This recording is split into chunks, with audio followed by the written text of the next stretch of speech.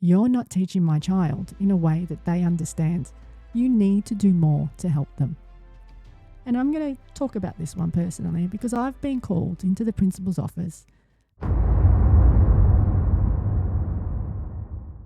Hello and welcome back to Talking Teens Official. I'm Nural and thank you for joining me again. I really appreciate it, and for your listening ears. Today we are doing a controversial episode. We are diving into parent gripes. And I want to start by talking about an emotion that every parent has felt at some point when dealing with their child's school. Are you ready for it? It is anger. It's that hot, frustrating feeling that rises in your chest after a confusing phone call, or when you read an email that makes you feel like your child isn't being seen or supported by the school or the teacher. That anger can drive us to act and can send that email or to make that phone call and just to lodge a complaint. But in my experience, that anger is almost always a secondary emotion. It's a mask for something deeper. It's the protective shell around a feeling of helplessness, a deep-seated fear that your child is falling behind, or it's that fierce primal instinct that your child is being treated unfairly. In this episode, we're going to look at some of the most common parent gripes, but we're going to do more than just rebut them, or I'm going to do more than just rebut them. We're going to get curious about the anger and try to understand what's really going on for parents, for teachers, and for our kids. So let's start with a big one. The one that can feel like a direct attack on a teacher's professionalism. It's the one where a parent will say, "You're not teaching my child in a way that they understand. You need to do more to help them." And I'm going to talk about this one personally because I've been called into the principal's office because he needed to speak to me about a complaint. This is a little while back. This was from the parent of a student I had in a middle years maths class. The parent complained that I had told their child they could not complete the harder, higher level maths in their senior years because they would find it difficult. Of course, when my principal told me that, I objected straight away, saying that's not what we do here. And he smiled and he agreed. He knows that's not what our school stood for, but he had an obligation to inform me of the nature of that complaint. As he was talking, I was running through every conversation I had had with this student about their pathways and their aspirations. I remembered the exact words I used. I remembered the tone in my voice and even where I was standing in the room. Here's how the conversation actually went from my point of view. This student came to me and said, "Hey miss, I'm thinking about my subjects for next year and I want to be an engineer, but I need to do maths methods to get into that course at uni. Do you think I'll handle methods next year? You teach methods. Will you recommend me to do it, please?" And then I responded, "Yeah, sure, you can do methods next year." The student goes, "But my marks aren't the best this year. I'm not sure if I'm good enough at maths, but I really want to be an engineer. I don't know, maybe I'll just do core maths." And I replied to him, knowing what the requirements were. If you want to do engineering, you need to do maths methods. If that's your goal, make the decision and stick with it. My job is to help you get there. If you find it too hard, we can look at an alternative pathway to help you become an engineer. And then the student said to me, "I don't know if I'll get the marks. What should I do? My parents say I can do it if I work harder." And then I go, "Yeah, your parents are correct. You will need to work harder, but that's okay. No one will stop you having a go at methods next year, or no one will stop you at trying to be an engineer. So you don't think I should do it then?" is what the kid said. And I go, "No, I never said that. All I'm saying is that if you want to be an engineer, you need to do maths methods. And yes, you will need to work harder than you are currently doing in my class this year when you do maths methods next year." And the kid goes, "Okay, I'm not sure I want to be an engineer, but I think I'll do methods. I'm not really sure, but I might have a go." At that point there, I could see the students' self-doubt and how they were looking for me to give them an easy answer. So I tried to shift the focus from their marks to their actual passion. And I said to them, "That's not what I asked. Your mark doesn't matter to me. But I do want to know, what have you enjoyed and understood more? Have you enjoyed the algebra and the graphs work? Or have you understood and enjoyed the data, stats, and financial maths work better? And the kid goes, the data, stats, and financial maths work, but my parents say I have to do methods. And I'm like, yeah, okay, sure. You might find the other maths subject easier, like the core maths, and you'll probably get higher marks than what you might in methods. But that's okay. There's a degree of difficulty sitting in methods. However, we will help you with whichever you choose. Make the decision, stick with it, and start heading in the direction of your goal. There are so many things to unpack here with that conversation, and these conversations actually happen all the time in the classroom. Kids come to us all the time with ideas for what they're wanting to try in their future. So, every single person needs to be extremely mindful of their response to a young person when they are seeking advice from them about their capabilities. That self-doubt they feel often occurs because someone close to them has said something in passing without giving it a hell of a lot of thought, and it has been chiseled in stone on their mind, on their unconscious mind. As teachers, we never tell a student they shouldn't and can't do something, because we know we could chisel that stone tablet in their own unconscious mind for a lifetime. So you probably want to know what happened with that student. Well, because of that conversation, they felt empowered to make their own choice, not just the one their parent wanted for them. Sorry, I'm trying not to give away the sex of the child at least. They ultimately did choose maths methods, and they did complete it the following year. But they did so knowing they had the agency to change their mind if it wasn't the right fit. The goal wasn't to push them in one direction, but it was to give them the confidence to steer their own ship and make their own choices if they wanted to achieve a goal in the future. And that's a lesson far more important than a single subject choice. Now let's talk about another area that has been popping up a bit more recently. And I'm talking about individual education plans and how best to support students with additional needs. I want to start by saying that any school I have worked at has been and is extremely inclusive. And I'm actually very proud of that. We have a lot of range in our schools. But that doesn't mean it's easy to do from a teacher's perspective. And I just want to put it out there. From a teacher's perspective, it's great having that colourful range of abilities and personalities in the room, but to cater for them all, it is hard. And to give you a clearer picture, the new disability inclusion model that the Department of Education is pumped, I think, $1.6 billion into, it's a significant change. It moves away from the old system where a child often needed a specific medical diagnosis to receive any sort of support. Instead, now it's a tiered funding model designed to be more proactive. The first tier is a core funding that is allocated for every school, which is fine. Tier 2 provides schools with additional funding based on their specific student population and their needs. And Tier 3 is for individual students with high and complex needs, determined through a new strengths-based assessment called a disability inclusion profile. So, when I say that implementing this is hard, what does it actually look like in a classroom? Well, just to give you a bit of a rundown, a disability inclusion profile does not mean that every kid in the school is, got Down syndrome or anything like that. It can mean a whole range of behaviours and a whole range of issues, from ADHD to autism to all sorts of things. So, when I say implementing this is hard, what does it look like in a classroom? And this is what you need to hear as a parent, because I'm about to tell you.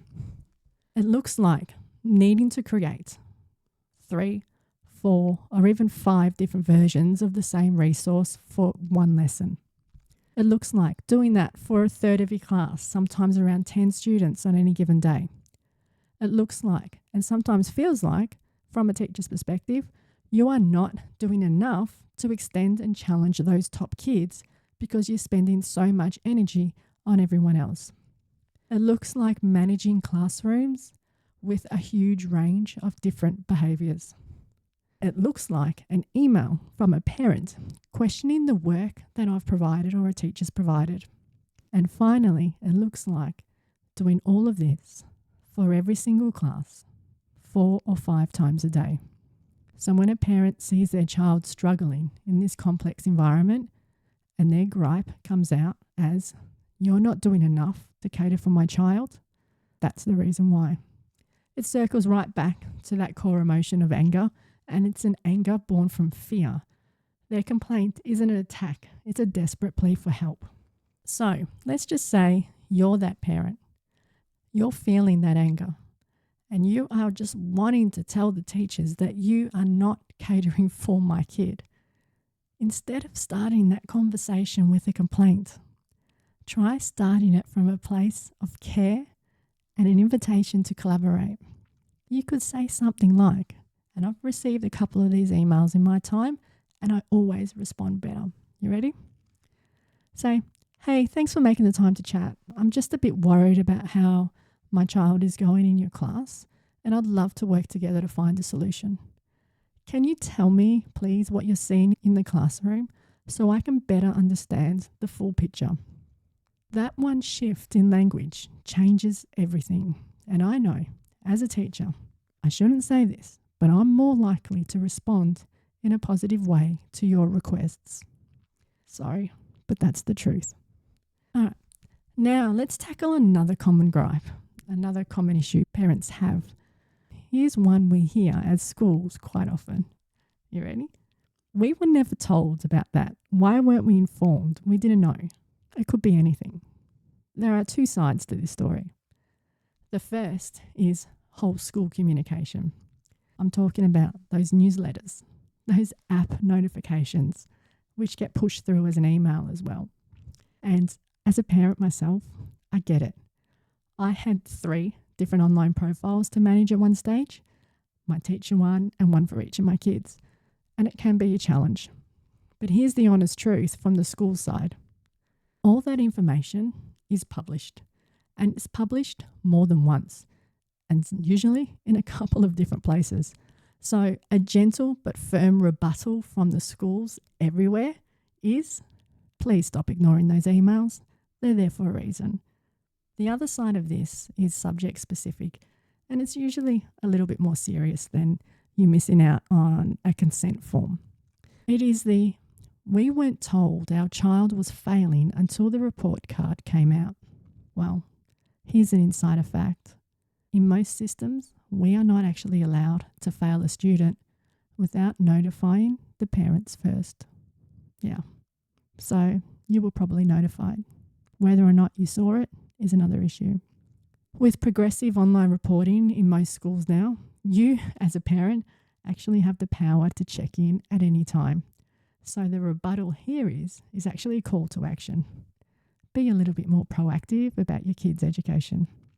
All right, and finally, here's a big one, and it's homework. Parents can complain that there's too much or there's not enough. And the truth is, I'm going to give you my opinion. This is all based on my opinion, by the way. You know what? It depends on the teacher, and it depends on the subject, and it depends on the year level. I'm going to be completely honest. I don't always set a formal homework task. Why? Because I often set enough work for students to complete in class, and my expectation is simple. If you don't finish it in class, you got to finish it at home, and I will check. This inconsistency, however, can be a huge issue, and I'm going to give you a scenario as to where it can be. It's a huge issue for the parents of twins. Same year level, different teachers, different expectations. For example, I'll give you a window into what I do in my class. I might not set as much homework, but my students know that I'm quite fond of a pop quiz. Or I'm also quite fond of, a 40 or 50 set of quick fire questions in class when there's a skill they need to practice. My line to them is, I need you quick, I need you fluent, and I need you locked in. You've got to finish these questions before you leave today. That's it. So what's the rebuttal? What do you do as a parent? you need to reiterate the individual teacher's expectations to your child. You need to help them adapt because ultimately that's life. Learning to adapt to different bosses and different expectations is one of the most important skills they'll ever learn. So what I do in my class for homework might be different to what someone else does in another class. So before we wrap up, I actually want to leave you with a practical tool that you can use before you pick up that phone or you start typing that 11 p.m. email. I need you to run through 3 quick questions as a bit of a checklist, a pre-gripe checklist if you like. The first thing I want you to ask yourself is, do I have the full story? And the second thing I want you to ask yourself is, have I assumed positive intent? And that's from the teacher's perspective. And the final thing I want you to ask yourself, and this is probably the one that's going to cause you to look a little bit deeper. What is the actual outcome I want? Do I want to win an argument? Do I just want to have a little bit of a dig? Or do I want to build a partnership with my child? So what is the actual outcome that I want? Running through that simple checklist can be the difference between a conversation that creates conflict and one that creates a solution. And we're dealing with your kid here, so keep that in mind. And perhaps the best way to handle a gripe is to actually prevent it from happening at all. I'm going to give you something that you can actually do at the start of every school year or every semester if your kid changes subjects. I want you to send just a simple, positive, introductory email to your child's teachers. Over my years, I've received a few of these, and again, I shouldn't say it, but they're kind of handy to have in my back pocket if I need to pull them out. So I want you to say something like, "Hi, I'm Nural. I'm little Johnny's parent. I'm really looking forward to working with you this year. Just want to let you know that my communication lines are always open.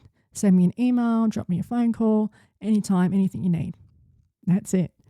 That one simple act tells the teacher you see them as an ally from the very beginning and you are on board and you're paying attention and you're ready to help and jump in if needed. That's all we need. So you're not just a potential complainer, you are a potential partner. And I can't tell you how valuable that is for a teacher to even just receive those emails can put a smile on their face. So the gripes we have as parents often come from a place of deep love for our own kids, but also deep fear. The path to a solution isn't through conflict, but it's through curiosity and collaboration. The goal isn't to win the argument, but it is to build an alliance and form an alliance with your child's teachers and your kid's school. Because here's the reason why. Our kids always get the best results when they know that their parents and their teachers are actually working together on the same team.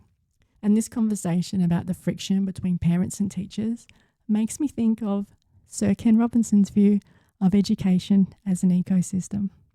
The parent-teacher relationship is its own delicate ecosystem. A parent gripe is often a sign that the ecosystem is out of balance. Sir Ken argued that you fix a broken system by fostering a culture of trust and collaboration. The same is true for a broken parent-teacher or a parent-school relationship. The answer isn't to assign blame and force someone to fix something, but to get back the fundamentals of any healthy ecosystem, which is respect and open communication. It's all that needs to happen. Next time on Talking Teens, we're tackling that big end of semester moment, the report card.